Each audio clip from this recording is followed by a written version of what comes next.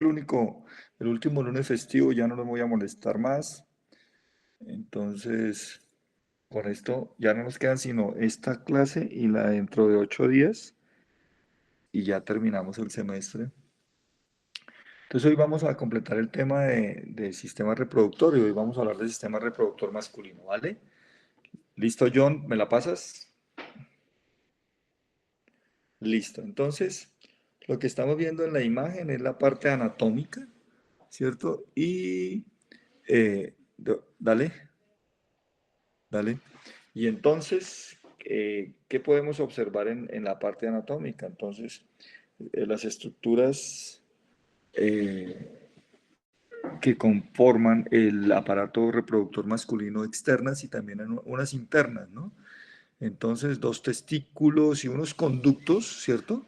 Yo quiero que se fijen en la imagen donde dice uretra y sigan la imagen y donde ustedes van a comenzar a ver unos conductos que los vamos a ver allá al microscopio, que me interesa que los vean, ¿cierto? Como la próstata, el conducto eyaculador, la vesícula seminal, los testículos que también los vamos a ver en el corte histológico para que veamos algunas observaciones allá. Recuerden entonces que los testículos producen una hormona que se llama testosterona. Dale, dale para atrás, déjame la primera. Una hormona que se llama testosterona.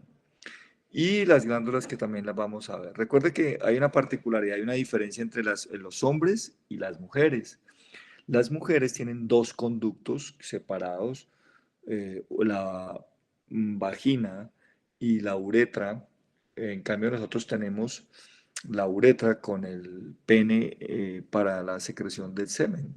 Entonces, nosotros tenemos en un solo conducto que cumple dos funciones. Dale ahora sí, John, por favor.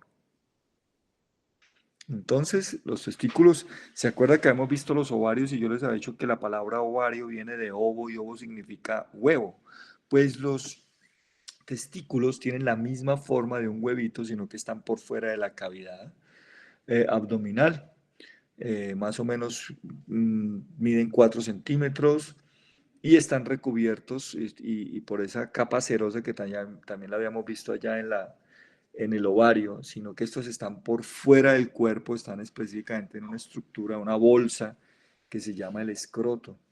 ¿Y por qué debe ser así? Seguramente cuando les hablaron de embriología les explicaron que los testículos deben estar por fuera porque la temperatura del abdomen por dentro puede dañarlos y dañar las estructuras como los espermatozoides. Entonces ellos deben estar en esa bolsa que se llama escroto porque tenemos un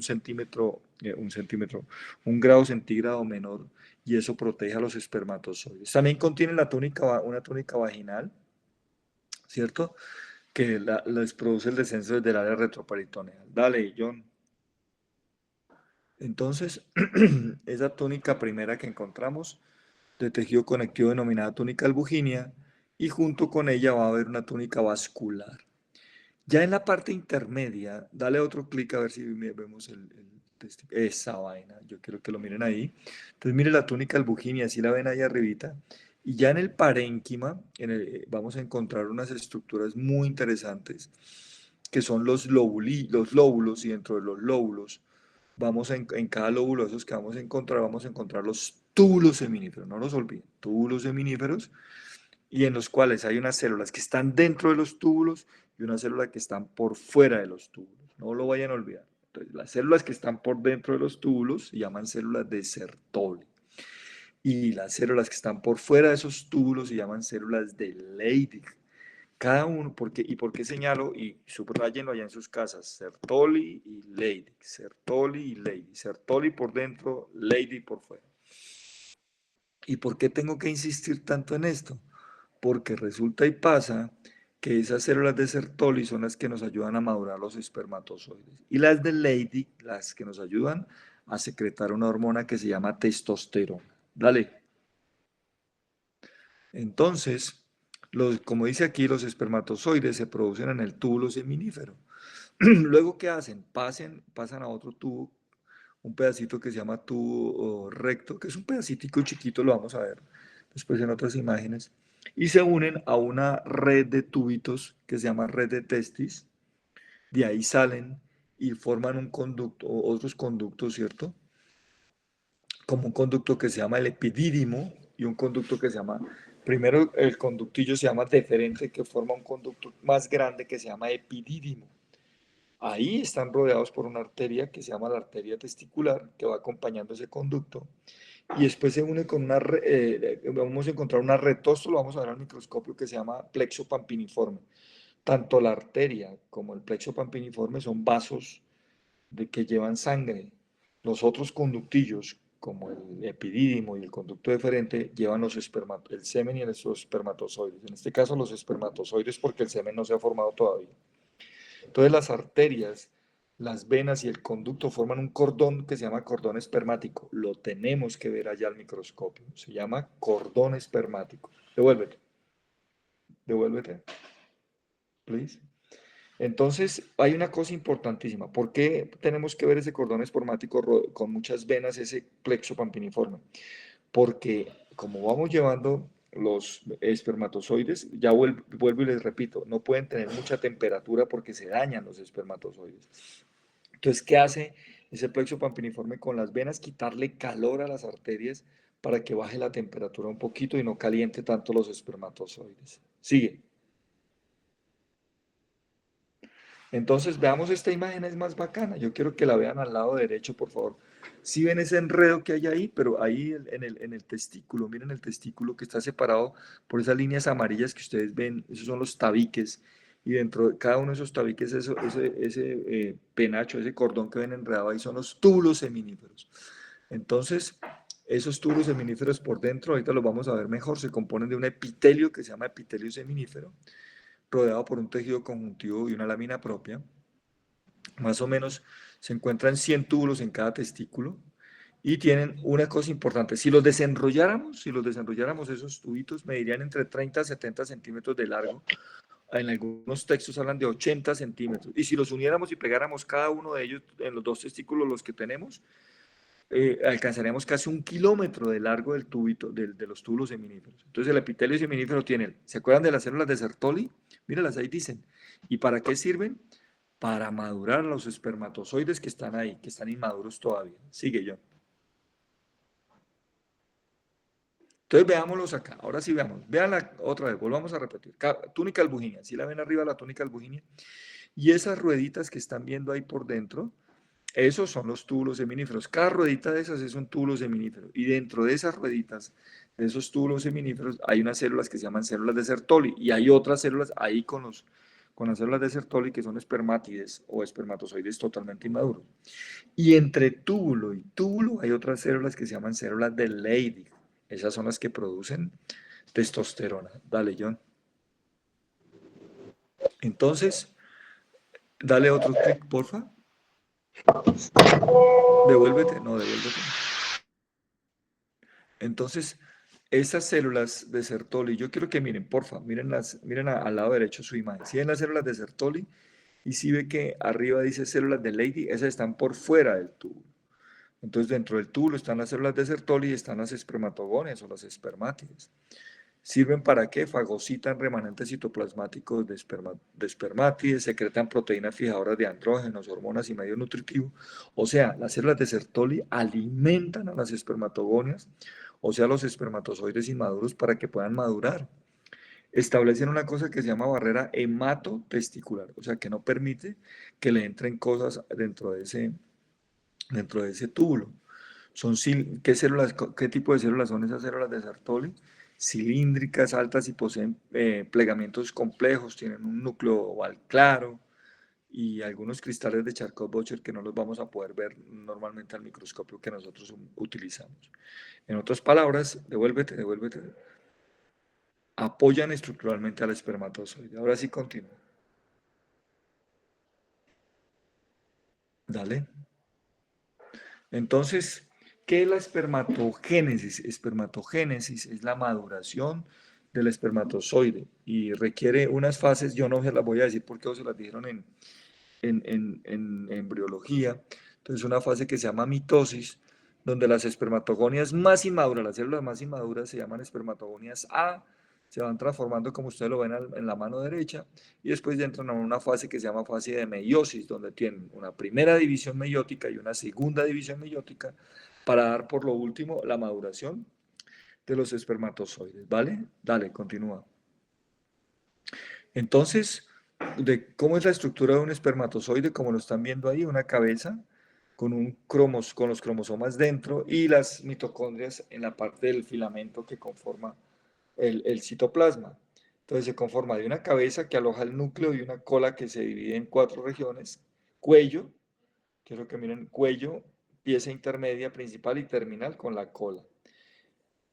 ¿Qué importante tiene la cabeza? Entonces vuelvo a repetirlo: el material genético, los cromosomas y una cosa que se llama acrosoma, que rodea el núcleo, y es importantísimo ese acrosoma en el proceso de la fecundación, porque ese es el que va a penetrar el óvulo. ¿Se acuerdan del óvulo que vimos hace 8 días en el folículo de Graf? Cuando él se libera rodeado de unas capas y una cosa que se llama zona pelúcida y corona radiada. Pues el espermatozoide, como lo ven en la imagen de la izquierda, tiene que comenzar a chuzar con ese acrosoma, que es como un taladro, para poder penetrar y poder llegar hasta el óvulo para fecundar. Vale, John.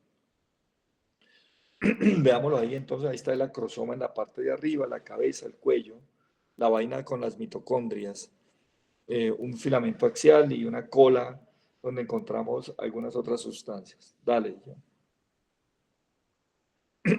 Muy bien, entonces, ¿qué pasa con ese ciclo del epitelio seminífero? Muestra 16 ciclos un ciclo de 16 días en el cual ese epitelio que vimos ahorita, con células totalmente inmaduras que se van madurando, formando una cosa que se llama espermatogénesis. No lo olviden, espermatogénesis. Células poliédricas de 15 micrómetros de diámetro con cristales de Reinke. ¿Y quién las ayuda? Las células que están por fuera, que se llaman células de Leydig, que están por fuera de los túbulos y que son los que secretan testosterona. Esa testosterona tiene que penetrar a los túbulos para ayudar también, junto con las células de Sertoli, a madurar los espermatocitos. Entonces, por eso dice ahí que se describen 6 etapas de la espermatogénesis, como ya la vimos en la anterior imagen. ¿Vale, John? Entonces, veamos ahí las etapas. Yo quiero que miren la imagen donde vean la primera etapa, que ahí no se ve nada, nada que se parezca a un espermatozoide, ¿sí o no? Se ve totalmente inmaduro. Entonces, eso se llaman espermátides, ¿cierto? Que van, las que están más profundas son las más inmaduras, y a medida que van subiendo se van madurando un poco más. Por eso en la etapa 2 ya vemos espermátidas tardías, y quiero que vean eso verde que se llaman, son las células de Sertoli, que le están dando la alimentación para que esas espermátides en la etapa 3 y en la etapa 4 cada vez se vayan volviendo más grandes y vayan tomando la forma definitiva como más alargada, para por último producir los espermatozoides, pero que van produciéndose más arriba. ¿Listos? Pero ¿qué es importante? Yo quiero que miren la imagen de la derecha. La imagen de la derecha me está diciendo que en el cerebro hay una estructura que se llama hipotálamo, y que ese hipotálamo secreta una hormona que se llama GnRH. Es la misma en hombres y mujeres. Esa GnRH va a otra estructura que se llama hipófisis, que la vamos a ver la próxima semana, que es una estructura también cerebral, o también llamada pituitaria o hipófisis, y esta secreta 2 hormonas. Gracias a la GnRH, esta secreta la FSH y la LH. Las mujeres también secretan FSH y LH. Ahora bien, la FSH, ¿a quién busca? A las células de Sertoli. ¿Para qué? Para que las células de Sertoli ayuden a madurar los espermatozoides. ¿Y la LH, a quién busca? A las células de Leydig. ¿Para qué? Para que las células de Leydig produzcan testosterona. Pero mire una línea, yo quiero que vean esa flecha que dice testosterona y que se dirige hacia las células de Sertoli. Entonces, para que se termine, para que las células de Sertoli también actúen, también necesita que le ayude la testosterona para poder madurar los espermatozoides. Voy a volverlo a repetir. Hipotálamo, que secreta GnRH. Hipófisis, que secreta FSH, LH. La FSH, ¿a quién busca? A las células de Sertoli. Las células de Sertoli que ayudan a madurar espermatozoides. La LH, ¿a quién busca? A las células de Leydig. Las células de Leydig que producen testosterona. Y la testosterona le ayuda a las células de Leydig a terminar de madurar los espermatozoides. ¿Listo? Muy bien, continúe, por favor. Ahora bien, ya hemos hablado de los espermatozoides, ya hemos hablado de los túbulos seminíferos que tienen células adentro que se llaman de Sertoli, por fuera células de Leydig. Ahora hablemos un poquitico más de los conductos. Entonces, hay unos conductos que se llaman intertesticulares y dentro de esos hay unos túbulos que se llaman túbulos rectos que llevan los espermatozoides. ¿Se acuerdan que tenemos los túbulos seminíferos? Después se convierten en túbulos rectos que llevan espermatozoides. ¿A dónde? A otro túbulo más enredado que se llama red de testis, que son espacios laberínticos, recuerdos de epitelio cuboideo. Continúa, John. Entonces, ojo acá, ojo con este cuadro. ¿Cuáles son las características y funciones de los conductos? Entonces tenemos túbulos rectos, los primeros pues son los túbulos seminíferos que se convierten en túbulos rectos, que después drenan en la red testicular, que después se convierten en conductillos eferentes, no lo van a convertir con deferentes, eferentes, que después desembocan en otro más grande que se llama epidídimo, y el epidídimo se continúa y se convierte en conducto deferente y después en conducto eyaculador. ¿Qué diferencia hay entre cada uno de ellos? Los túbulos rectos, las células de Sertoli en la mitad proximal, tienen epitelio cuboideo en la mitad distal, la red de testis también tienen tejido conectivo laxo y su función es transportar espermatozoos. La red testicular ya, el epitelio es un epitelio cuboideo simple, tienen tejido conectivo vascular y llevan espermatozoides desde los túbulos rectos a los conductos eferentes. Los conductos eferentes, placas de celulillas cuboideas no ciliadas, con algunas células cilíndricas sí ciliadas, tienen conducto conectivo laxo delgado rodeado por una capa delgada de células de músculo liso. Aquí ya aparece músculo liso. Y sirven para seguir transportando los espermatozoides de los conductillos eferentes al epidídimo. Después se forma el epidídimo. Aquí ya el epitelio pseudoestratificado, compuesto por células basales cortas y células principales altas. Aquí ya hay estereocilios que no los vamos a poder ver al microscopio fácilmente. Se rodean de un tejido conectivo laxo delgado, rodeado por células de músculo liso también. ¿Y para qué sirve? Para llevar los espermatozoos, todavía no son espermatozoides, de los conductillos eferentes al conducto deferente. Ahora bien, ya llegamos al conducto deferente.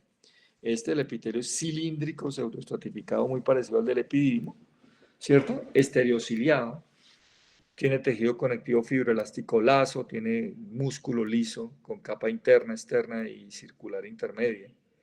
Y aquí, ¿para qué sirve? Para liberar los espermatozoos de la cola del epidídimo al conducto eyaculador.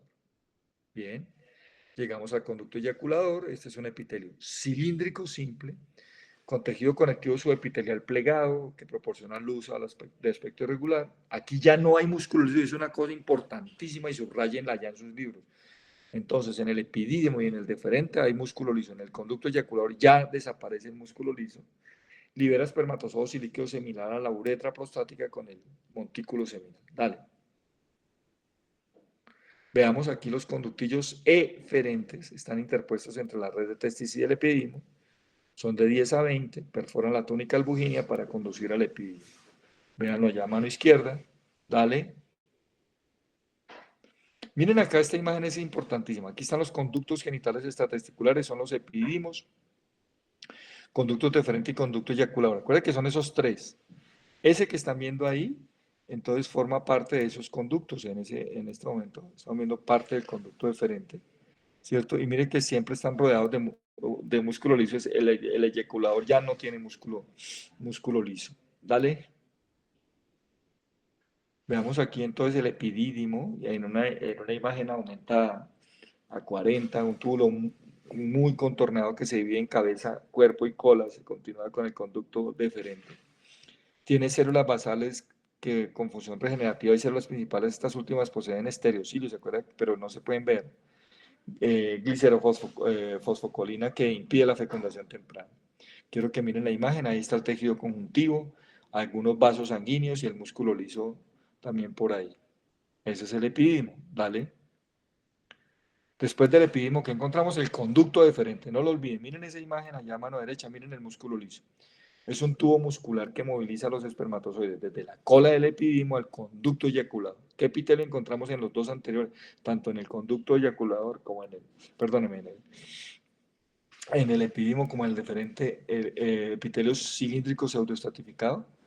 Y el conducto deferente termina en la ampolla de la próstata y aquí es donde se corta para realizarle a los hombres los que nos hemos realizado la vasectomía. Dale. No, no, te saltaste una. Eso. Entonces llegamos al conducto eyaculador. Acuérdate que epidídimo, conducto deferente, eyaculador. Aquí ya no hay músculo. Entonces, la ampolla del conducto deferente se une con la vesícula seminal para crear el conducto eyaculador. Lo vamos a ver allá al microscopio, que a continuación penetra en la glándula próstata y desemboca en la uretra prostática. Tiene epitelio cilíndrico simple y carece de músculo espinal. Recuerden que este ya no tiene músculo liso. Dale, dale, John. Y ahora llegamos a las glándulas genitales accesorias. ¿Se acuerda cuando vimos la semana pasada que vimos trompas de falopio? Mire, son parecidas, pero no las van a confundir porque esta tiene tabiques. Entonces, estas son las vesículas seminales adyacentes a la próstata, secretan un líquido viscoso que constituye alrededor del 70% del líquido eyaculado rico en fructosa y le da el pigmento amarillo al semen de nosotros los hombres. Tiene aquí en la glándula, en las vesículas seminales, epitelio cilíndrico pseudoestratificado, células basales cortas y cilíndricas bajas. Y aquí vuelve a aparecer capas de músculo liso, que ya no existen en el conducto eyaculador, aquí en las glándulas genitales accesorias como las vesículas seminales, sí vuelve a aparecer. Dale. Miren lo que bonito ahí. Se ven así también se ven parte de los conductos seminíferos. Dale.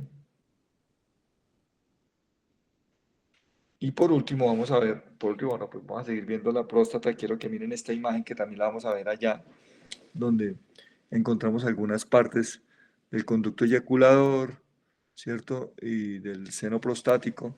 Entonces, ¿qué es la próstata? La próstata no, parece una sola estructura, pero es un conglomerado de 20 a 25 glándulas tubuloalveolares compuestas de mucosa, submucosa y capa principal. Esta ya es mucho más grande. Aquí encontramos un epitelio una combinación de los dos, de cilíndrico simple y pseudoestratificado, que lo veníamos viendo desde el conducto eyaculador, desde el epidídimo y el deferente. Tiene una cápsula que lo reviste, miren allá, de células de músculo liso y estroma, vuelve a aparecer el músculo liso otra vez. En la luz posee concreciones prostáticas que no las vamos a poder muy bien, que se llaman cuerpos amiláceos. Y se continúa con la parte que se llama la uretra y los conductos eyaculadores que penetran, que los estamos viendo ahí en el centro. Esta próstata rodea una porción de la próstata y secreta una sustancia muy importante que es la fosfatasa ácida y la fibrinolicina y ácido cítrico para completar la estructura del semen. Dale, continúa. Veamos aquí entonces en esa imagen de la izquierda, estamos viendo algunas cosas como las glándulas tubuloalveolares, ¿cierto? Por todos lados. Todo eso lo que están viendo es la estructura de una glándula. Dale. Miren ahí ya aumentada, ¿cierto? Esas glándulas tubuloalveolares con eso que se ve allá adentro son restos amiláceos, ¿vale? Y por último, ya vamos terminando, vamos saliendo, ya llegamos a las glándulas bulburouretrales, mire que ya estamos hablando de uretra, localizadas en la base del pene, que secretan una solución lubricante y resbalosa en la uretra, que es importantísimo para el acto sexual. En el 3 al 5%, tienen de 3 a 5 centímetros de diámetro desde la base del pene y tienen un tejido cuboideo simple o cilíndrico simple. Mire cómo ya el tejido, ya el epitelio comenzó a cambiar. Ya lo que estamos viendo es un epitelio cuboideo simple o cilíndrico simple. Ya desapareció el pseudoestratificado. No olviden el pseudoestratificado de por allá del epidídimo, de por allá atrás que venían. ¿Vale? Dale, continúa. Y por último llegamos al pene.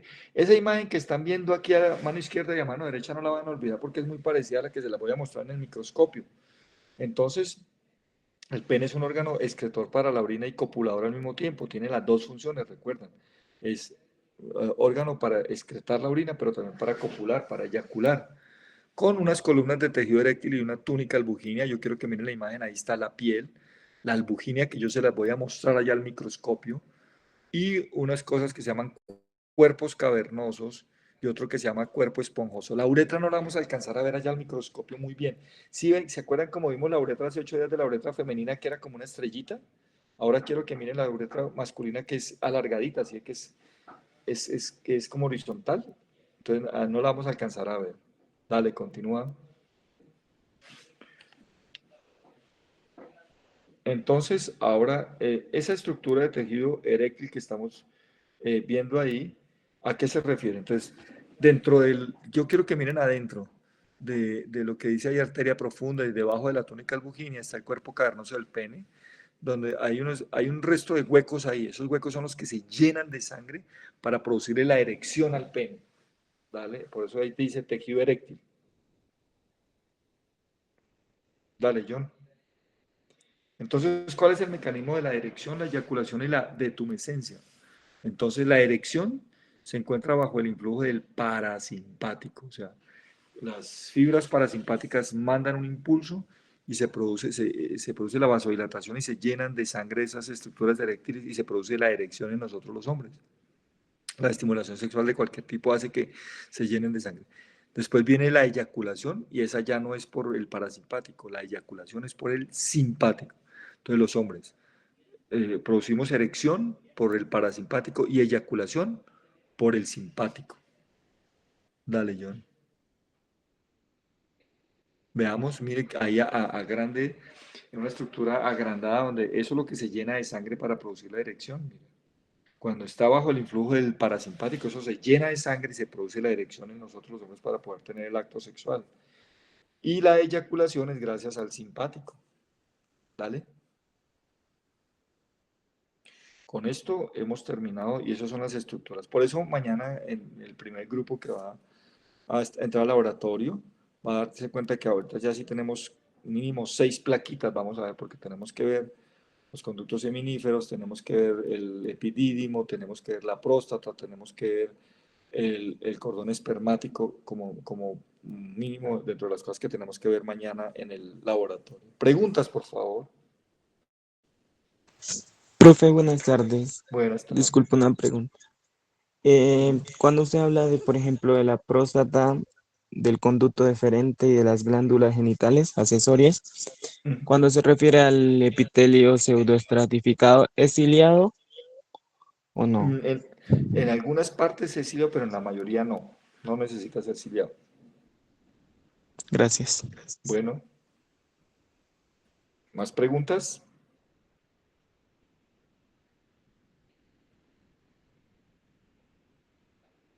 Listo. Si no hay más preguntas, entonces muchas gracias y ya nos veremos.